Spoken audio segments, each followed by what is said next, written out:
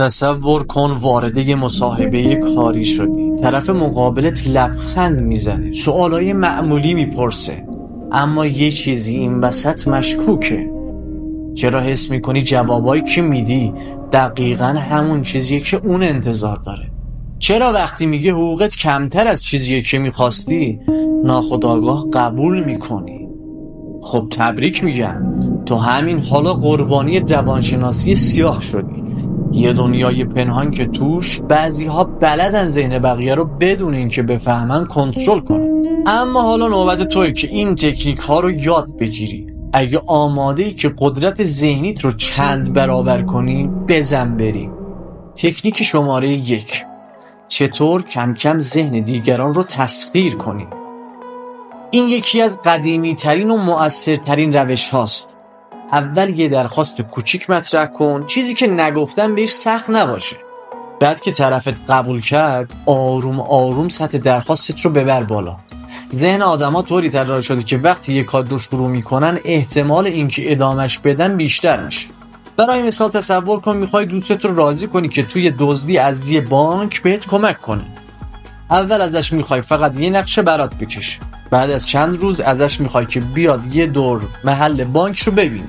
بعدش بهش پیشنهاد میدی که فقط یه نگاه به سیستم امنیتی بانک بندازه و قبل از اینکه خودش بفهمه توی ماجراجویی خطرناک با تو همراه شده.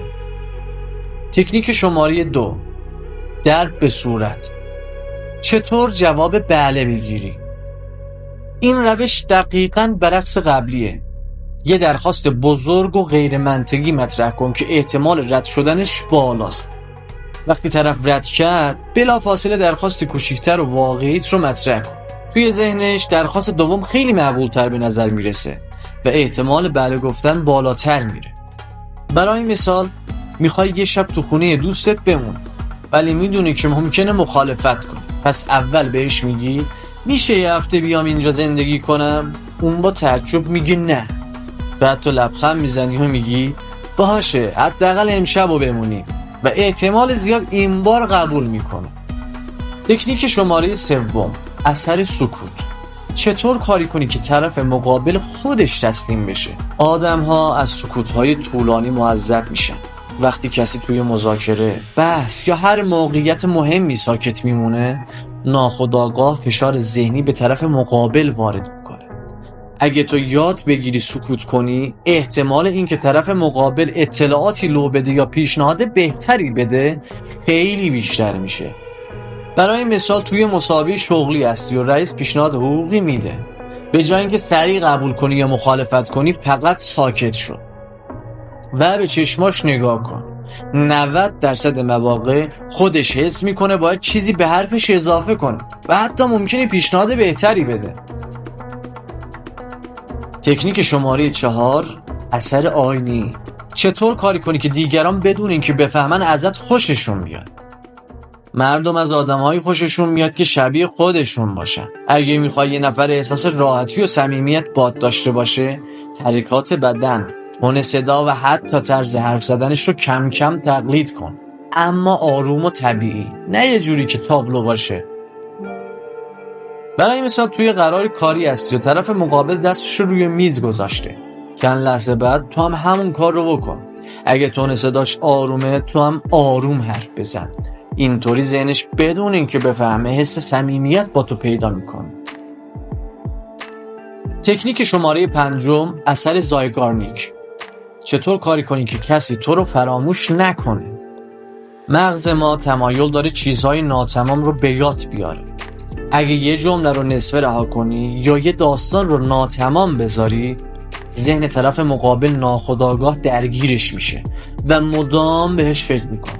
برای مثال میخوای کسی بهت پیام بده، آخرین پیامی که براش میفرستی یه چیز نصفه باشه. مثلا راستی یه چیز خیلی جالب در موردت فهمیدم، ولی نگو چی. ذهنش درگیر میشه و مجبور میشه برگرده تا بپرسه. تکنیک شماره 6: چارچوب بندی. چطور یه موقعیت رو به نفع خودت تغییر بدی؟ همه چیز به این بستگی داره که چطور یه موضوع رو مطرح کنی. مثلا اگه بگی شانس شکست توی این کار 10% هستش، مردم نگران میشن. ولی اگه بگی 90% شانس موفقیت داری، همون حرف رو زدی، ولی طرفت حس بهتری داره. برای مثال تصور کن توی شرکت کار میکنی و قراره یه پروژه جدید بگیری. به رئیست میگی این پروژه 20% احتمال شکست داره. اون نگران میشه و احتمالاً قبول نمیکنه. اما اگه بگی این پروژه 80% احتمال موفقیت داره، همون اطلاعات رو دادی ها، ولی این بار طرف حس مثبت پیدا میکنه و احتمالاً قبول میکنه. تکنیک هفتم، تعهد و ثبات. چطور کاری کنی که کسی نتونه بهت نبگه؟ مردم دوست دارن به تصمیم هاشون پایبند بمونن. اگه بتونی کاری کنی که یه نفر تصمیم کوچیکی بگیره، احتمال اینکه قدم‌های بعدی رو هم برداره بیشتر میشه. برای مثال میخوای کسی رو قانع کنی که توی پروژه باهات همکاری کنه. اول ازش بخوای یه کار خیلی کوچیک برات انجام بده، مثلا یه نظر بده یا یه چیز ساده رو بررسی کنه. بعد از مدتی ناخودآگاه حس میکنه باید بیشتر درگیر بشه و سخت‌تره که بگه نه. تکنیک شماره 8، اثر کمیابی. چطور کاری کنی که چیزی ارزشمندتر به نظر بیاد؟ هرچی چیزی کمتر در دسترس باشه، آدم‌ها بیشتر بهش جذب میشن. به جای اینکه همیشه در دسترس باشی، خودت رو کمیاب نشون بده تا بقیه بیشتر بهت توجه کنن. برای مثال اگه توی رابطه هستی، لازم نیست همیشه آماده جواب دادن به پیام‌های طرف مقابل باشی. اگه گاهی کمی دیر جواب بدی یا سرت شلوغ باشه، ذهنش ناخودآگاه فکر میکنه که تو ارزشمندی. تکنیک شماره 9، اثر مقایسه‌ای. چطور ذهن مردم را به نفع خودت هدایت کنی؟ مغز ما وقتی با 2 یا چند گزینه روبرو میشه، ناخودآگاه شروع به مقایسه میکنه و گزینه‌ای که از نظرش بهتر یا مقرون به صرفه‌تر به نظر بیاد، همون رو انتخاب میکنه. حالا با استفاده از این تکنیک میتونی انتخاب‌ها رو به نفع خودت هدایت کنی. برای مثال فرض کن توی رستوران لوکس کار میکنی و میخوای یه استیک خاص به مشتری‌ها پیشنهاد بدی. منوی رستوران اینطوریه: 1. استیک معمولی $25. 2. استیک ویژه با سس مخصوص $35. 3. استیک طلایی با برگ‌های طلا و ادویه‌های خاص $150. حالا هیچ کس نمیخواد $150 برای یک استیک بپردازه، اما وقتی مشتری‌ها گزینه‌ها رو میبینه، مغزش ناخودآگاه مقایسه میکنه.